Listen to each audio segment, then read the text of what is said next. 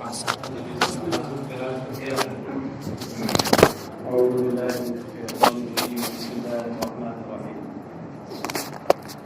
ومن الناس من يشري نفسه ابتغاء مرضات الله والله رؤوف بالعباد. اور لوگوں میں کچھ وہ ہیں جو اپنی جان بیچتے ہیں اللہ کی خوشنودی چاہتے ہوئے، اللہ کی رضا جوئی کی خاطر. واللہ رؤوف بالعباد، اور اللہ کے بندوں کے ساتھ مہربان ہے، مہربانی فرمانے والا ہے. یشی کی تفسیر یبیوں سے کر کے اور وہی اشارہ کیا کہ شیرا میں معنی ہے. ہاں، اور اس سے پہلے بھی کئی بار بتایا جا چکا ہے کہ یہ دونوں کلمات ازداد میں سے ہیں. بیع کے معنی بھی بیچنے کی بھی ہوتے ہیں اور خریدنے کے بھی. شیرا کے معنی بھی بیچنے کے بھی ہوتے ہیں، خریدنے کے بھی. ایسے کلمات جو دو متضاد معانی کے حامل ہوں وہ ازداد ضد کہلاتے ہیں، ازداد میں سے شمار کیے جاتے ہیں. اور یبیع نفسہ کا مطلب کیا ہے؟ لوگوں میں سے کچھ وہ ہیں جو اپنی جان کا سودا کر دیتے ہیں، بیچ دیتے ہیں اپنی جان. یعنی جب ذلھا فی طاعت اللہ، یعنی اپنی جان کو اللہ کی فرما برداری میں لگا دیتے ہیں، خرچ کر دیتے ہیں. مطلب کیا ہے؟ مطلب یہ ہے کہ اللہ کا حکم پر عمل کرتے ہوئے اپنی جان اس کی راہ میں دے دیتے ہیں. ابتغاء طلبا، اس سے ابتغاء کا معنی بتا دیا. ابتغاء مصدر ہے طلب کے معنی میں. مرضات اللہ رضاہ، اس سے مرضات کا معنی بتا دیا کہ مرضات مصدر میمی ہے رضا کے معنی میں. تو ابتغاء مرضات اللہ کا معنی ہوا طلب رضا اللہ. یہ کون لوگ ہیں؟ کہتے ہیں وہ صہیب لما آذاہ المشرکون ہاجر الی المدینہ وترک لهم مالہ. یہ حضرت صہیب ہیں، صہیب رومی، کہ جب مشرکین مکہ نے انہیں اذیت پہنچائی تو انہوں نے مدینہ منورہ ہجرت کر لی اور اپنا مال چھوڑ دیا. واللہ رؤوف بالعباد، اور اللہ اپنے بندوں پر کے ساتھ مہربانی فرمانے والا ہے. اس کی مہربانی یہاں یہ کہ ہے تو ارشدہم لما فیہ رضا، کہ اس نے انہیں اس چیز کی راہ دکھائی کہ جس میں اس کی خوشنودی اور رضا ہے. رضا اور خوشنودی ہے، یہ بندوں کے ساتھ اس کی مہربانی ہے. اس چیز کی راہ دکھائی یا اس کی ہدایت دی جس میں اس کی خوشنودی ہے. اس طرح تمام صحابہ کرام کو جو آپ کا صحبت کی جی تمام صحابہ کرام کو جن اذیت پہنچائی گئی تو انہوں نے ہجرت کر لی شاہ کی طرف اپنا سب کچھ چھوڑ دیا تھا. جی تو صہیب رومی کا اصل میں خاص طور سے جس وقت یہ آیت نازل ہوئی تھی اس وقت ان کا واقعہ پیش آیا تھا. سمجھ گئے؟ تو سارے صحابہ کا ہجرت کرنا یہ اس کی شان نزول اور سبب نزول نہیں تھا. اس وقت یہ واقعہ پیش آیا تھا تو یہ آیت نازل ہوئی تھی، اس لیے شان نزول یہ بتایا گیا. سمجھ گئے؟ یہ اور بات ہے کہ یہ وصف اور لوگوں کا بھی ہے، وہ اس تعریف کے حامل ہیں. آگے جو آیت ہے یا ایھا الذین آمنوا ادخلوا فی السلم کافۃ ولا تتبعوا خطوات الشیطان انہ لکم عدو مبین، اس کی شان نزول اور اس کا سبب نزول بتا رہے ہیں. یہ کہتے ہیں کہ یہ آیت آگے آنے والی جو ہے یہ حضرت عبداللہ ابن السلام اور ان کے رفقا کے بارے میں نازل ہوئی جب کہ انہوں نے شنبہ سنیچر کے دن کی تعظیم کی اور اسلام کے لانے کے بعد، بعد اسلام سے سب کا تعلق ہے، مسلمان ہونے کے بعد اسلام لانے کے بعد انہوں نے سنیچر کے دن کی تعظیم کی اور اونٹ اور اونٹ کے دودھ کو پینا ناپسند کیا. یہ یہودیوں کا طریقہ تھا کہ یہودیوں کے نزدیک ہفتے کے دنوں میں شنبہ کا دن بڑا محترم مانا جاتا تھا. اس دن یہ سب بہت سی وہ چیزیں ہیں جو ہم دنوں میں کرتے تھے نہیں کرتے تھے۔ یوں ہی یہود اونٹ کا گوشت نہیں کھاتے تھے، کا دودھ نہیں پیتے تھے، سمجھے؟ ہاں، تو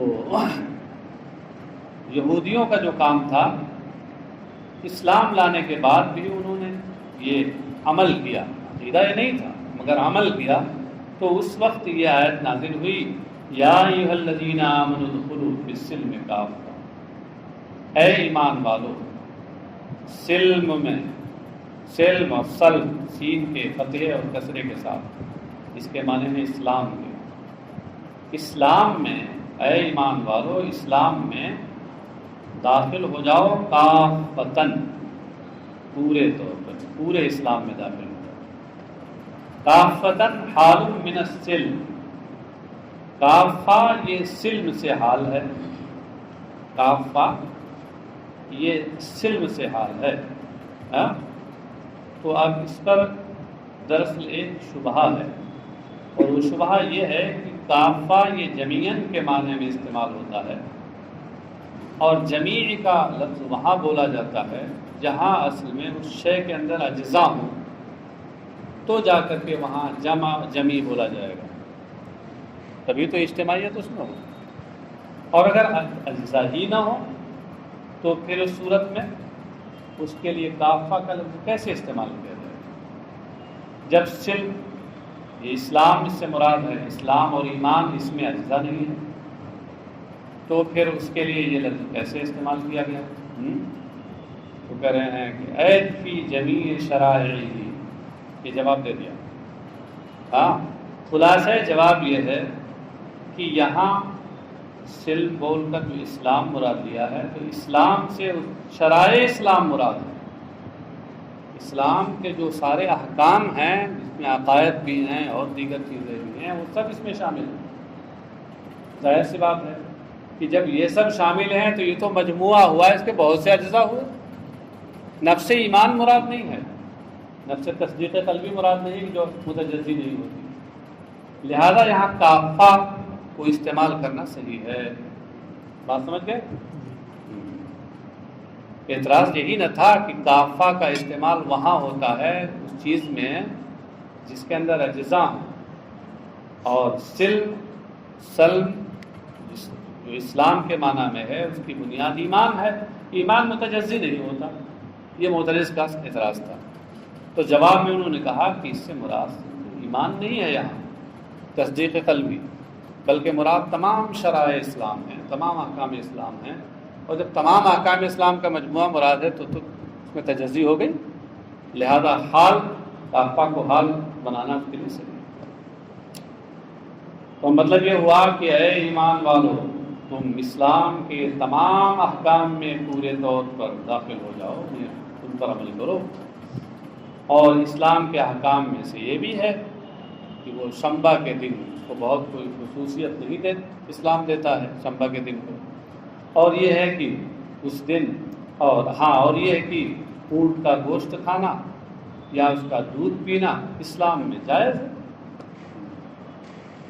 اچھا، وَلَا تَتَّبِعُوا خُطُوَاتِ الشَّيْطَانِ إِنَّهُ لَكُمْ عَدُوٌّ مُّبِينٌ، اور تم شیطان کے نقوش قدم کی پیروی نہ کرو۔ خطوات طرق، خطوات کہتے ہیں اس کو دو قدموں کے درمیان جو فاصلہ ہوتا ہے، اور کبھی قدم کو بھی کہتے ہیں۔ یہاں بتا رہے ہیں طرق، یعنی مجازی معنی مراد ہے، خطوات کے حقیقی معنی مراد نہیں ہے۔ اس طور پر کہ مضروب بولا گیا اور ظرف مراد لیا گیا۔ خطوات طرق میں پڑھتے ہیں، قدم راستے میں پڑھتے ہیں، تو راستہ اور طرق یہ محل اور ظرف ہے، اور خطوات اس کے لیے مظروف ہے، حال ہے۔ ہاں، تو اس طریقے سے گویا حال بولا گیا، محل مراد لیا گیا، یا مضروف بولا گیا، ظرف مراد لیا گیا بطور مجاز مرسل۔ الشیطانی اے تزیینہ، اس سے اشارہ کیا کہ شیطان سے پہلے مضاف محذوف ہے، یعنی تزیین الشیطان، تو مطلب ہوا کہ خطوات تزیینہ یعنی طرق تزیینہ، تو شیطان کے آراستہ کیے ہوئے تفریق کے ذریعے آراستہ کیے ہوئے راستوں کی پر تم نہ چلو۔ تفریق کے ذریعے، تفریق سے کیا کہنا چاہتے ہیں؟ تفریق کے ذریعے شیطان جو تم کو سمجھا رہا ہے کہ کچھ پہ عمل کرو، کچھ پہ عمل نہ کرو، تفریق کر دو، کہ اسلام لے آئے ہو اور اس کے باوجود بھی اونٹ کا گوشت نہ کھاؤ، ناپسند کرو کھانے کو، تو تفریق کر دو۔ یہ شیطان کی طرف سے سجا سنوار کے اور مزین کر کے تمہارے سامنے پیش کیا گیا شیطانی وسوسے ہیں۔ انہ لکم عدو مبین، یقیناً وہ تمہارا کھلا ہوا دشمن ہے، ایسا دشمن ہے جس کی دشمنی کھلی ہوئی، وہ تو خود نہیں کھلا ہوا، شاید بات کہیں دکھائی دیتا ہے، کھلتا نہیں، چھپ کے کام کرتا ہے، مگر دشمنی اس کی کھلی ہوئی ہے۔ فَإِن زَلَلْتُمْ مِن بَعْدِ مَا جَاءَتْكُمُ الْبَيِّنَاتُ فَاعْلَمُوا أَنَّ اللَّهَ عَزِيزٌ حَكِيمٌ، تو اگر تم سے لغزش ہو جائے، ذلہ ذلو کا معنی کیا ہوتا ہے؟ پھسلنا، لغزش کھانا۔ من بعد ما جاءتکم البینات، اس کے بعد بھی تمہارے پاس روشن نشانیاں آ چکی، یعنی روشن نشانیوں کے آ جانے کے بعد اگر تمہارے قدم میں لغزش آ جائے، ذللتم کے معنی بتا رہے ہیں، ملتم من الدخول فی جمیعہ، فی جمیع الاسلام، یعنی مطلب یہ ہے کہ تم پورے اسلام میں داخل ہونے سے اگر تم عدول کرو، روگردانی کرو، ملتم مالا یمیل میلن سے، پہلے ماضی ہے ملتم، من بعد ما جاءتکم البینات، البینات کے معنی بتایا، الحجج الظاہرۃ علی انہ حق، روشن نشانیاں یعنی اس کے حق ہونے پر کھلی ہوئی جو نشانیاں، دلیلیں ہیں، ان کے آ جانے کے بعد بھی تم اگر مکمل طور پر اس میں داخلے سے روگردانی کرو، فَاعْلَمُوا أَنَّ اللَّهَ عَزِيزٌ حَكِيمٌ، تو جان لو کہ اللہ غالب ہے۔ عزیز کا معنی غلبے والا، سب پہ غالب، لا يعجزه شيء عن انتقامه منكم، وہ جب سب پہ غالب ہے تو کوئی چیز تم سے انتقام لینے سے اسے عاجز نہیں کر سکتی، جو غالب ہوگا اس کو کون مغلوب کر سکتا ہے۔ حکیم فی صنعہ، اور وہ اپنے کام میں، اپنی کاریگری میں حکمت والا ہے، اس کے ہر کام میں حکمت ہے، فعل الحکیم لا یخلو عن الحکمہ۔ هل ينظرون الا ان ياتيهم الله في ظلل من الغمام والملائكة وقضي الامر والى الله ترجع الامور۔ هل ينظرون، حل کے بعد مفسر نے ما بڑھایا، اشارہ یہ کیا کہ حل استفہام انکاری کے لیے ہے، ما نافیہ کے معنی میں ہے، یعنی ما ينظرون الا ان ياتيهم الله في ظلل، ما ينظرون، اس کی تفسیر میں کہتے ہیں ينتظر التاركون الدخول فيه، اس مختصر سی تفسیر میں بہت کچھ بتا دیا۔ ینتظرو لا کر یہ بتایا کہ ینظرو، ینتظرو کے معنی میں ہے، یہ نظر بے معنی انتظار سے مشتق ہے، ہاں ایسے تو عام طور سے ینظرو دیکھنے کے معنی میں ہوتا ہے، اس معنی میں نہیں ہے، ینتظرو کے معنی میں۔ اور ینتظرو کے بعد التارکون الدخول فی جو بڑھایا، وہ اس بات کی طرف اشارہ کیا کہ ینظرون میں ضمیر مرفوع متصل ضمیر فاعل کا مرجع یہ التارکون الدخول، سمجھ گئے کہ یہ اسلام میں پورے طور پر داخلے کو چھوڑنے والے لوگ نہیں انتظار کر رہے ہیں مگر اس بات کا، یعنی اسی بات کا انتظار کر رہے ہیں کہ یاتیہم اللہ اے امرہ، کہ اللہ کا حکم آئے۔ اس میں جلالت کی تفسیر کی ہے امرہ سے، اس سے اشارہ کیا کہ مضاف محذوف ہے، اس لیے کہ یہاں جو قرآنی نص میں اس میں جلالت کی اسناد، اس میں جلالت کی طرف یاتی کی اسناد کی گئی ہے، یاتی، تو اتیان کی اسناد اس کی طرف ظاہری اعتبار سے صحیح نہیں ہے۔ اتیان کے معنی آنے جو ہوتے ہیں، اور آنا یہ جسم و جسمانیات کی صفت ہے، اللہ تبارک تعالیٰ اس سے پاک ہے۔ تو اس لیے مفسر نے کہا یہاں مضاف محذوف ہے۔ لا یاتیہم اللہ سے مراد کیا ہے؟ لا یاتیہم امر اللہ، کہ وہ اسی بات کا انتظار کر رہے ہیں کہ اللہ کا حکم ان کے پاس آئے۔ اس میں جلالت سے پہلے یہاں امر مضاف محذوف ہے۔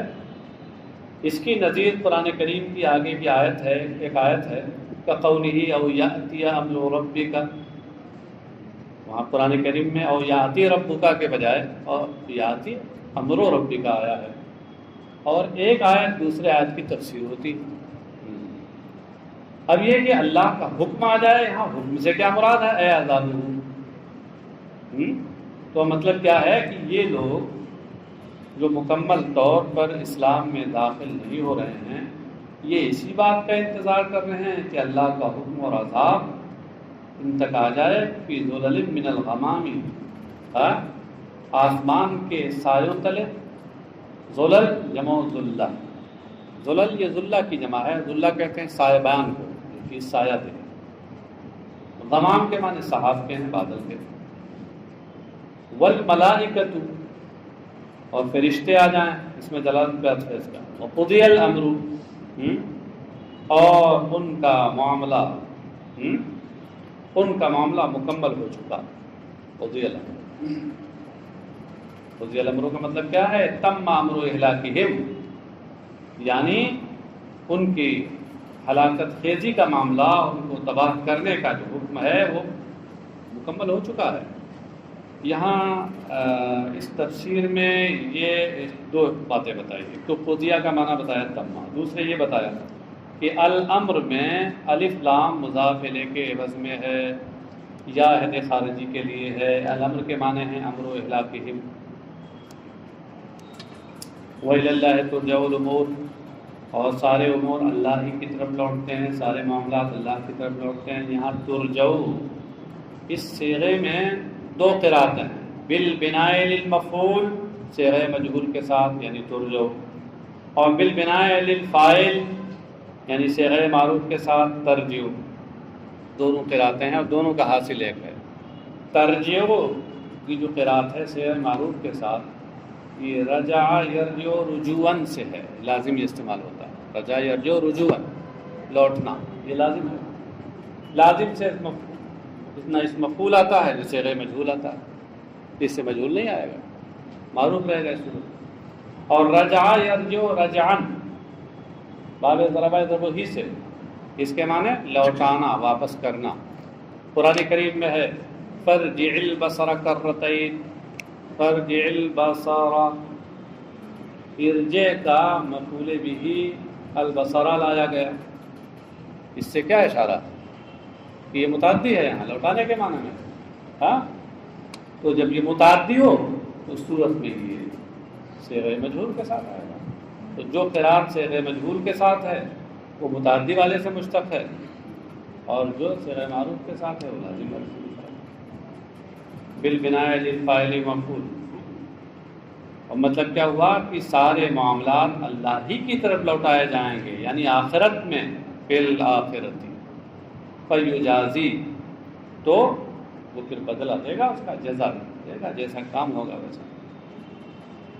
سل بنی اسرائیل کما آتیناہم من آیۃ بینہ ومن یبدل نعمت اللہ من بعد ما جاءتہ فإن اللہ شدید العقاب۔ آپ بنی اسرائیل سے پوچھیے، آپ اس میں خطاب نبی اکرم صلی اللہ علیہ وسلم سے، اے محمد آپ بنی اسرائیل سے خطاب کیجیے، ان سے پوچھئے، سوال کیجیے، تبکیتاً، تبکیتاً، ان کی زجر و توبیخ کے لیے یا ان کو لاجواب کرنے کے لیے۔ تبکیت کے دو معنی ہوتے ہیں، زجر و توبیخ اور لاجواب کرنا۔ ان سے پوچھئے کم آتیناہم من بینہ، من آیۃ بینہ، ہم نے انہیں کتنی ہی روشن نشانیاں دیں، کتنی یعنی بہت ساری۔ یہ کم کون سا ہے؟ کم خبریہ ہے، خبریہ، جس کا معنی کثرت کا ہوتا ہے، بیان تکثیر کے لیے آتا ہے۔ کم آتیناہم من آیۃ بینہ، تو کم خبریہ ہے، اور من آیۃ بینہ میں جو آیۃ بینہ ہے یہ کم کی تمیز ہے، اور من بیانیہ ہے، سمجھے؟ ہاں، اور صاحب ایک چیز یہ تھوڑا سا یہاں ترکیب نحوی سمجھ لیجیے۔ ترکیب نحوی میں یہ بتا رہے ہیں کہ جو سل ہے، سل بنی اسرائیل، تو سل کا ایک مفعول بھی تو بنی اسرائیل ہے، اور دوسرا جو مفعول بھی ہے آگے جو آ رہا ہے کم آتیناہم من آیۃ بینہ، یہ مفعول بھی تھا، لیکن اب مفعول بھی نہ رہا۔ کیوں؟ اس لیے مفعول بھی نہیں رہا کہ یہ جملہ استفہامیہ یہاں آ گیا، ہاں، جملہ استفہامیہ آ گیا۔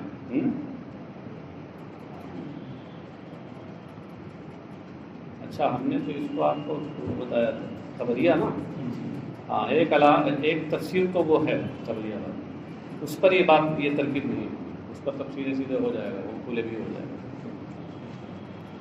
کم دوسری اس کی تفسیر استفہامیہ کی ہے، جس کو امام جلال الدین سیوطی نے اختیار کیا۔ اب اس کی بنیاد پر جب یہ استفہامیہ ہو گیا تو استفہام ہونے کی وجہ سے جملے استفہامیہ سیدھے وہ اس کا مفعول بھی نہیں بن سکتا، ہاں، اور جب مفعول بھی نہیں بن سکتا تو اس صورت میں اب لفظی جو تعلق تھا وہ ختم ہو گیا، معنوی تعلق برقرار ہے اس سے، یعنی معنوی طور پر وہ مفعول بھی ہے مگر لفظی تعلق ختم ہو گیا۔ اسی کو اصطلاح نو میں تعلیق کہتے ہیں۔ تعلیق کے معنی نیچے لکھے ہوئے ہیں، ابطال العمل لفظاً لا معنن۔ تعلیق کا مطلب یہ ہوتا ہے کہ صرف لفظاً عمل کو ختم کر دینا، باطل کر دینا، معنن نہیں، معنن عمل برقرار رہتا ہے، تعلق معنوی برقرار رہتا ہے، تعلق لفظی ختم ہو جاتا ہے، اور یہ خصوصیت ہے افعال قلوب کی۔ تو سوال پیدا ہوا کہ سل تو افعال قلوب میں سے نہیں ہے، تو پھر یہ جو افعال قلوب کی خصوصیت ہے تعلیق وہ یہاں کیسے ہوگی؟ تو اس کو بتانا یہ چاہتے ہیں کہ سل اگرچہ براہ راست افعال قلوب میں سے نہیں ہے مگر افعال قلوب کے معنی میں ہے۔ یہاں سوال علم کے لیے ہوتا ہے، پوچھنا یہ علم کے لیے ہوتا ہے، اور علم افعال قلوب جیسے، تو اس لیے یہاں کہا ہے کہ یہاں تعلیق ہو گئی، کہتے ہیں کم استفہامیۃ معلقۃ للسل من المفعول الثانی، کم استفہامیہ ہے اور یہ سل کو مفعول ثانی سے اس کا عمل لفظاً باطل کرنے والا ہے۔ مفعول بھی اول تو اس کا موجود ہے بنی اسرائیل، مفعول بھی ثانی کیا ہے؟ لفظاً یہاں تعلیق ہو گئی کہ اس کا عمل اب باطل ہو گیا، معنن برقرار ہے۔ کہتے ہیں وہیہ ثانی مفعول آتینا، اور یہ خود کم، یہ آتینا کا دوسرا مفعول ہے۔ کم آتیناہم میں جو ہم ہے یہ آتینا کا مفعول بھی اول، اور کم یہ آتینا کا مفعول بھی ثانی جو مقدم کر دیا گیا استفہام ہونے کی وجہ سے۔ وَمُمَيِّزُهَا مِنْ آیَةٍ بَيِّنَةٍ، یہ کم، یہ کلمہ، یہ کم جو ہے یہاں اس کے اندر ابہام ہے، اور ابہام کو دور کرنے کے لیے تمیز لائی جاتی ہے، تو کہا کہ وہ ممیزها من آیت بینہ، اور اس کی تمییز آیت بینہ ہے۔ ممیز ہے، یہ ممیز مت پڑھیے گا ورنہ پڑھتے رہ جائیں گے۔ تمییز کو ممیز بھی کہتے ہیں، تمییز کا دوسرا نام ممیز، تبیین، مبین، یہ سب نام ہے اس کے۔ تفسیر، مفسر، مصباح الانشاء میں دیکھیے جہاں تمیز کا بیان ہے وہاں سارے نام لکھے ہوئے ہیں اکٹھا۔ ظاہرۃ من آیۃ بینۃ، ظاہرۃ، اور بنی اسرائیل سے پوچھو کہ ہم نے انہیں کتنی روشن نشانیاں دی، روشن یعنی کھلی ہوئی نشانیاں دی۔ وہ کھلی ہوئی نشانیاں کون سی ہیں؟ فلق البحر وانزال المن والسلوى فبدلوها کفرا، جیسے دریا کو پھاڑ کر راستہ بنا دینا، اور من و سلوا میدان تیہ میں اتارنا، تفصیل پڑھ چکے ہیں آپ۔ فَبَدَّلُوهَا كُفْرًا، تو انہوں نے ان نعمتوں کے بدلے میں ناشکری کی، کفرن اے کفرانن، کفر یہاں کفران کے معنی میں، ناشکری کے معنی میں، نعمت دی تھی ہم نے تو نعمت پر میرا شکر ادا کرنا چاہیے تھا، انہوں نے ناشکری کی تو انہوں نے ان نعمت کے بدلے میں کفران نعمت کیا، ناشکری کی۔ وَمَن يُبَدِّلْ نِعْمَةَ اللَّهِ مِن بَعْدِ مَا جَاءَتْهُ فَإِنَّ اللَّهَ شَدِيدُ الْعِقَابِ، اور جو اللہ کی نعمت کو تبدیلی کر دے، نعمت بدل دے، نعمت سے مراد کیا ہے؟ ما انعم به علیہ، ما انعم به علیہ من الآیات، یعنی ان نشانیوں کو کہ جو اللہ نے ان کو عطا کی ہیں، ان کو، ان آیتوں کو نعمت کیوں کہا؟ کہتے ہیں لِأَنَّهَا سَبَبُ الْهِدَایَةِ، اس لیے کہ یہ ہدایت کا سبب ہے۔ تو گویا سبب مسبب بول کر سبب مراد دیا گیا۔ من بعد ما جاءتہ، ان کے آنے کے بعد، جو اللہ کی نعمت کو نعمتوں کے آنے کے بعد بدل دے، کس سے بدل دے؟ کفرن۔ یہ سمجھ لیا جائیے کہ یہ کفرن کس، یہ یبدل کا مفعول بھی ثانی ہے۔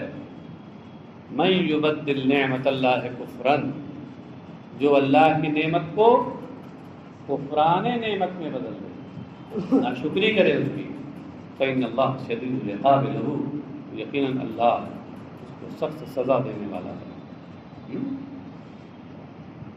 زُیِّنَ لِلَّذِینَ کَفَرُوا الْحَیَاةُ الدُّنْیَا وَیَسْخَرُونَ مِنَ الَّذِینَ آمَنُوا وَالَّذِینَ اتَّقَوْا فَوْقَهُمْ یَوْمَ الْقِیَامَةِ وَاللَّهُ یَرْزُقُ مَن یَشَاءُ بِغَیرِ حساب، کافروں کے لیے یعنی اہل مکہ کے لیے دنیاوی زندگی کو سجا سنوار کے پیش کیا گیا، دنیاوی زندگی کو سنوار دیا گیا، یعنی بالتمویہ، اس کی ملمہ سازی کر کے، ملمہ سازی، جیسے کبھی کبھی ایسا ہوتا ہے نا کہ کوئی خراب چیز ہوتی ہے اس پر اچھی چیز کا پانی چڑھا دیا جاتا ہے، لیبل اوپر سے، کسی کو تمویہ کہتے ہیں، ملمہ سازی، لوہے پر سونے کا پانی چڑھا دیا جائے، ملمہ سازی ہو گیا۔ ہاں، تو دنیاوی زندگی کو کافروں کے لیے ملمہ سازی کے کر کے سجا سنوار کے پیش کیا گیا، فَأَحَبُّوهَا، تو انہوں نے اس کو پسند کر لیا، باطن تک نہ پہنچے اس کے اندر کیا خرابی ہے، اس کے ظاہر کی چمک دمک دیکھ کر کے ان کی آنکھیں خیرہ ہو گئی، اس کو پسند کر لیا۔ وَيَسْخَرُونَ مِنَ الَّذِينَ آمَنُوا، جبکہ یہ اہل ایمان سے کا مذاق اڑاتے ہیں، اہل ایمان کا مذاق اڑاتی ہے، یہ جملہ حالیہ ہے۔ یسخرون سے پہلے ہم نکال کر مفسر نے یہی اشارہ کیا ہے کہ یہ جملہ حالیہ ہے، حال واقع ہے۔ آپ سوچتے ہوں گے ہم نہ نکالتے، یسخرون سے رکھتے تو کیا حال نہیں بنتا؟ نہیں حال بن سکتا، اس لیے کہ جملے فعلیہ میں جب فعل مضارع حال واقع ہو تو اس صورت پہ وہ بغیر واو کے آتا ہے، اور اگر ماضی حال واقع ہو تو اس صورت میں قد کا ہونا ضروری ہے۔ ہاں، اور واو کے ساتھ بھی آتا ہے، بغیر واو کے بھی آتا ہے، قد ہونا ضروری ہے، چاہے لفظاً ہو یا تقدیراً۔ اور اگر جملے فعلیہ مضارع ہے تو اس صورت میں وہ بغیر واو کے ہوگا۔ ایک شاعر جس نے سارے قوانین حال کو نظم کیا، وہ کہتا ہے کہ فعلیہ گر حال باشد دا بے تفصیل تمام، گر مضارع مثبت بے واو باشد در کلام۔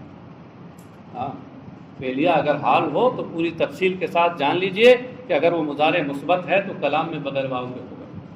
تو اب جناب جب یہ کلام میں بغیر واو کے تھا بظاہر وَيَسْخَرُونَ مِنَ الَّذِينَ آمَنُوا، تو یہ حال کیسے بن سکتا تھا؟ اس لیے حکم نکال کر بتایا کہ یہ حال ہے، اور در حقیقت یہ جملے اسمیہ ہے، فعلیہ نہیں، مبتدا محذوف ہے اس کا۔ اور جب جملے اسمیہ حال ہوں تو اس صورت میں واو آ سکتا ہے۔ تو جب کہ اہل ایمان کا یہ مذاق اڑاتے ہیں، کیوں؟ لفقرہم، ان کی غربت کی وجہ سے، کعمار و بلال و صہیب، جیسے حضرت عمار ابن یاسر، حضرت حضرت بلال اور حضرت صہیب رومی، ان کا یہ سب مذاق اڑاتے ہیں کیونکہ ان کے پاس مال و ثروت نہیں ہے۔ اے یستہزئون بہم ویتعالون علیہم بالمال، یعنی ان کا استہزاء کرتے ہیں اور مال کے ذریعے اپنے آپ کو ان سے بلند ظاہر کرتے ہیں۔ یتعالون یعنی یترافعون، اپنی بلندی مال کے ذریعے ان کا ظاہر کرتے ہیں۔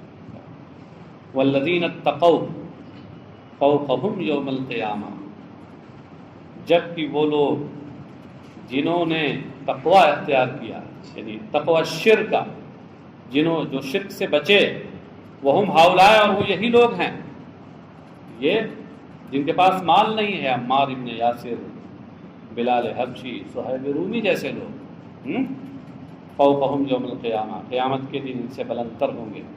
واللہ یرزق من یشاء بغیر حساب، اور اللہ تبارک تعالیٰ جسے چاہتا ہے بے حساب روزی دیتا ہے، بے حساب دیتا ہے۔ بے حساب کا مطلب کہ کوئی اس کی انتہائی نہیں ہوتی۔ اللہ کے ہاں اس کے علم میں تو ہر چیز متناہی ہے، لا متناہی کیا چیز ہے؟ ہاں، پھر بغیر حساب ہے رزقا واسعا، بغیر حساب کا حقیقی معنی یہاں مراد نہیں ہے، بلکہ اس سے مراد رزق واسع کثیر ہے۔ ہاں، کیوں؟ آخرت میں یا دنیا میں انہیں کشادہ روزی عطا فرماتا ہے۔ آخرت میں کشادہ روزی تو ظاہر ہے، اور دنیا میں کشادہ روزی عطا فرماتا ہے۔ اس کا مطلب کیا؟ بِأَن يُمَلِّكَ الْمَسْخُورَ مِنْهُمْ أَمْوَالَ السَّاخِرِينَ وَرِقَابَهُمْ، اس طور پر کہ جن سے استہزاء کیا جا رہا ہے انہیں استہزاء کرنے والوں کی جان و مال کا مالک بنا دیتا ہے۔ یملک، ساخرین کا معنی استہزاء کرنے والے، مسخور منہم، جن سے استہزاء کیا جا رہا ہے۔ تو یہ جو جن سے استہزاء کیا جا رہا ہے، غریب لوگ، ان کو اللہ مالک بنا دیتا ہے اسی دنیا میں، ان استہزاء کرنے والوں کی جان و مال کا۔ کہ جنگ ہوتی ہے، جنگ میں یہ مارے جاتے ہیں یا قیدی بنا کے آتے ہیں، اور اس کے بعد پھر جان مال سب کوئی مسلمان ان کا مالک ہو جاتا ہے۔